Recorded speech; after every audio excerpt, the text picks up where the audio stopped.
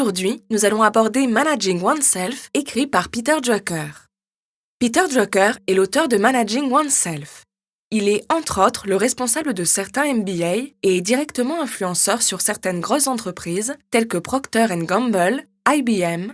Il est loin le temps où vous deviez faire le même job que vos parents. Vous pouvez maintenant atteindre vos objectifs et vous élever à la hauteur de vos ambitions, de votre talent, peu importe d'où vous venez. Effectivement, vous pouvez faire abstraction de vos origines. Il ne faut pas que ce soit un frein à votre ascension. Cependant, il faut que vous soyez très impliqué et efficace dans ce que vous allez entreprendre. Dans ce livre, Peter Drucker explique comment il faut faire pour vous frayer un chemin pour trouver votre place dans ce monde et à quel moment il est alors nécessaire de changer de trajectoire pour y arriver. Pour ce faire, vous pouvez vous poser une série de questions. Pour être plus précis, il y en a 7. Leçon 1. Quelles sont vos forces ? Vous devez déterminer quelles sont vos forces, sachant qu'une personne va connaître de meilleures performances lorsqu'elles seront tirées de ces dernières.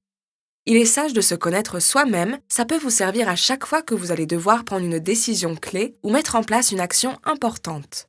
La performance n'est pas construite sur des faiblesses. Pour identifier les forces, vous devez analyser vos actions passées.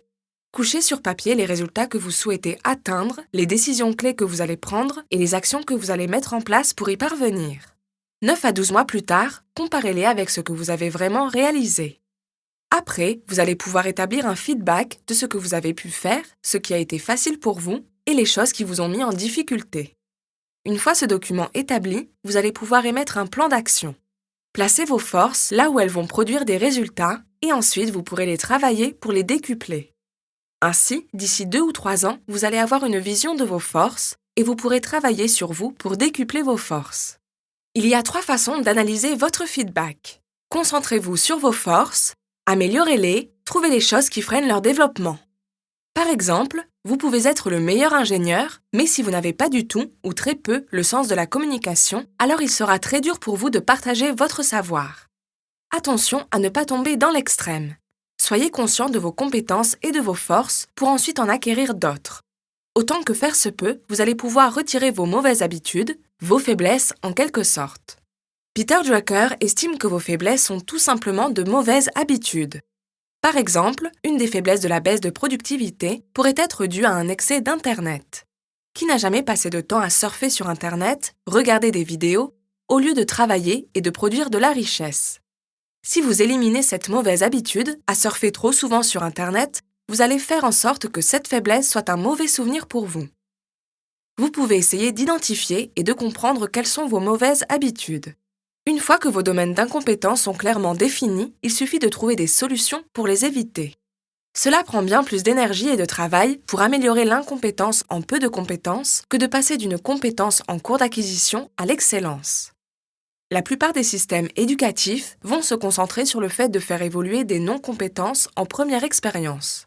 L'énergie, les ressources et le temps devraient être utilisés pour faire monter les gens en compétences et en faire des stars. P. Drucker. Leçon 2. Comment pouvez-vous réussir ? Peter Drucker définit que la plupart des gens sont soit des auditeurs, personnes qui apprennent en écoutant, soit des lecteurs. Êtes-vous plus sensible à la lecture d'un livre en papier ou à l'écoute d'un livre audio ? Que préférez-vous ? Quelle est la façon qui vous permet de mieux apprendre ? Prenons l'exemple d'un étudiant en informatique. Il pourra apprendre en écoutant le professeur, lisant un livre ou bien en s'entraînant à programmer. C'est également valable pour vous. Vous devez identifier ce qui marche le mieux pour vous. Dans quel environnement aimez-vous travailler, seul ou en équipe ? Le fait de le savoir va alors vous permettre d'identifier à quel moment vous serez le plus performant. John G. Kennedy était un lecteur qui était entouré d'un brillant groupe d'écrivains qui l'aident à écrire ses mémos avant de prendre la parole. Tandis qu'un autre président des États-Unis, Franklin D. Roosevelt, était un auditeur, il préférait improviser ses conférences. Il ne préparait rien à l'avance. Il pouvait alors parler et réfléchir à haute voix plutôt que de savoir à l'avance ce qu'il allait dire lors de ses séminaires et autres discours. Vous pouvez apprendre de plusieurs façons différentes: écrire, lire, faire ou même parler à voix haute. La seule chose qui importe est qu'il faut trouver la méthode qui marche pour vous. Au lieu de changer du jour au lendemain, du tout au tout, il vaut mieux travailler dur pour améliorer ce que vous savez déjà faire correctement. Leçon 3. Quelles sont mes valeurs ? Vos valeurs sont ceux qui vont déterminer vos choix. Si l'entreprise où vous travaillez n'a pas les mêmes valeurs que vous, alors vous allez certainement vous sentir frustré ou vous allez sous-performer. Autant que possible, essayez de faire coordonner vos valeurs avec celles de l'entreprise où vous travaillez. Dès que l'on parle de valeurs, Peter Drucker va préconiser ce qu'il appelle le Mirror Test, test du miroir. Cela consiste à vous demander quel genre de personne ai-je envie de voir dans un miroir le matin quand je me regarde. Votre système de valeurs personnelles devrait être aussi compatible avec le type d'entreprise à laquelle vous appartenez. Ainsi, vous allez éviter les conflits avec l'entourage si leurs valeurs ne sont pas les vôtres ou si elles sont très différentes. Par exemple, est-ce que les objectifs de votre entreprise seront sur du court terme ou à plus long terme? Est-ce que c'est quelque chose qui va vous importer? Si vos valeurs sont différentes, est-ce que cela va vous affecter un peu, beaucoup, considérablement? Pour l'auteur, c'est le test ultime pour voir si c'est compatible avec votre employeur. Leçon 4. Où se trouve ma place? Seule une petite majorité d'enfants savent déjà à quelle place ils se trouveront à l'âge adulte. Certains mathématiciens, musiciens, avocats ou cuisiniers vont le savoir lorsqu'ils ont 4 ou 5 ans. Mais la plupart des personnes ne connaîtront leur place que lorsqu'ils atteindront l'âge de 25 ans, c'est-à-dire après la fin de longues études. Sachez où vous voulez être, où vous vous situez. Vous pouvez être un super travailleur social, mais un très mauvais comptable.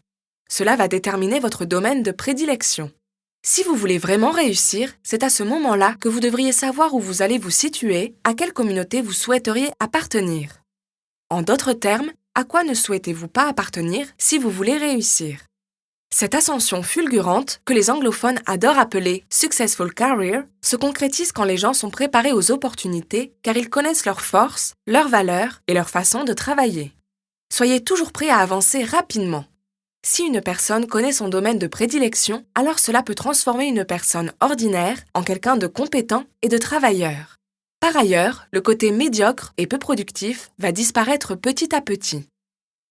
Leçon 5. Comment je peux y contribuer? En d'autres termes, vous devez savoir sur quelle tâche vous devez vous concentrer pour arriver à vos fins. La quête de la connaissance va se faire de différentes manières. Pour y répondre, Peter Drucker conseille de répondre aux 3 questions suivantes. Qu'est-ce que la situation va exiger? Donner mes forces, méthodes et valeurs, quelle est la plus grande contribution que je peux mettre en place pour faire ce qui doit être fait? Quels résultats doivent être atteints pour faire la différence? Il est rarement possible d'avoir une vision assez lointaine dans ces situations. Cependant, vous pouvez mettre en place un plan d'action en 18 mois. Cela vous permettra d'achever de façon significative les résultats et de faire la différence, de définir des objectifs clairs, difficiles mais surtout atteignables, de faire en sorte que vos résultats soient visibles et mesurables. L'auteur conseille de définir des objectifs difficiles d'achever. L'équilibre est la clé. Vous devez donc définir un plan d'action en définissant ce que vous avez à faire, où et comment commencer et décider des buts à atteindre, des objectifs et des dates limites. Peter Drucker dit « Ce que vous pouvez mesurer peut être géré ». Vous pouvez donc gérer et améliorer vos tâches en fonction de ce que vous avez pu mesurer en sachant comment commencer, comment faire et quel but atteindre. Leçon 6. Prenez vos responsabilités en termes de relations avec les autres. Se gérer soi-même est complexe. Cela nécessite de prendre la responsabilité du succès ou de l'échec d'une relation. En effet, nous sommes régulièrement amenés à travailler les uns avec les autres. Les relations de travail sont basées essentiellement sur les gens, mais également sur le travail. Il est important de faire attention et de prendre votre part de responsabilité pour tout ce qui concerne la communication. Si chacun se remet en question, cela va réduire les conflits personnels. La confiance entre les personnes est très importante. Les entreprises sont principalement construites sur ce principe. Cela ne veut pas dire qu'il faut à tout prix s'entendre avec tous vos collègues, mais il faut simplement comprendre ce que fait l'autre pour établir de bonnes relations de travail. Leçon 7. La deuxième partie de votre vie. Après 20 années passées à faire le même type de travail, les gens deviennent très performants dans le type de tâches qu'ils exécutent. Cependant, ils sont alors challengés par rapport à ce qu'ils ont fait. Ils vont alors devoir continuer à travailler 20 à 25 ans pour atteindre la retraite. Selon Peter Drucker, il y a 3 façons de développer une seconde carrière. Commencer une deuxième carrière dans une autre entreprise. Les personnes qui ont eu une carrière un peu plus modeste au début auront envie d'avoir une carrière plus développée en seconde partie de leur vie au travail. Par exemple, en changeant d'entreprise, un expert comptable d'une zone géographique d'une grosse entreprise pourra devenir l'expert comptable d'une petite. Commencer une carrière parallèle. Faites quelque chose à côté, à mi-temps, qui va vous intéresser. Ce sont principalement les personnes qui ont été épanouies dans leur carrière. Elles vont alors vouloir lancer une carrière de consultant, par exemple. Commencez une autre activité totalement différente qui vous intéresse. Ces personnes ont connu une carrière fulgurante, elles ont aimé travailler, mais elles ont envie de prendre plus de temps pour elles. Faire quelque chose de différent, mais en passant moins de temps dessus. Peter Drucker parle de s'investir dans une ONG, par exemple. Cependant, les gens qui veulent connaître un deuxième souffle sont en minorité. En général, les personnes vont prendre leur retraite dans le domaine dans lequel elles ont commencé et cela leur conviendra parfaitement. Dans notre société actuelle, tout le monde aspire à connaître le succès. Cependant, cela reste clairement impossible. Travailler pour la même entreprise toute la vie est terminé. La vie professionnelle est de plus en plus longue, parfois bien plus longue que la vie d'une entreprise. Personne ne peut travailler autant d'années sans s'ennuyer. De nos jours, la gestion et la connaissance de soi sont des compétences cruciales. Vous êtes le PDG de vous-même. Plan d'action. 1. Quelles sont vos forces? Notez ici 3 forces que vous possédez. 2. Comment pouvez-vous réussir? Prenez 10 minutes de réflexion pour pouvoir répondre à ces 2 questions. Lorsque vous devez retenir une information, numéro de téléphone, liste de courses, de quelle façon allez-vous mieux la retenir? En la lisant? En l'écoutant? Quel est le mode d'apprentissage que vous préférez? Astuce, rappelez-vous lorsque vous étiez enfant et que vous deviez apprendre une poésie, de quelle façon la reteniez-vous le mieux? Écriture, lecture, dictée à voix haute, apprentissage par les gestes. 3. Quelles sont vos valeurs? Notez ici 5 valeurs qui sont pour vous très importantes. 4. Où se trouve votre place? Quel est votre domaine de prédilection et pourquoi? 5. Sur quelle tâche devez-vous vous concentrer pour y arriver? Mettez en place un plan d'action sur 18 mois. Notez ici 10 tâches que vous allez mettre en place pour pouvoir atteindre vos objectifs en 18 mois. 6. Les relations aux autres. Notez ici 3 points d'amélioration qui vont vous permettre d'avoir de meilleures relations avec vos collègues, amis, famille. 7. Qu'envisagez-vous pour la suite de votre carrière? Merci d'avoir écouté cet audio. N'hésitez pas à l'écouter encore, encore et encore. Et à très bientôt pour le prochain résumé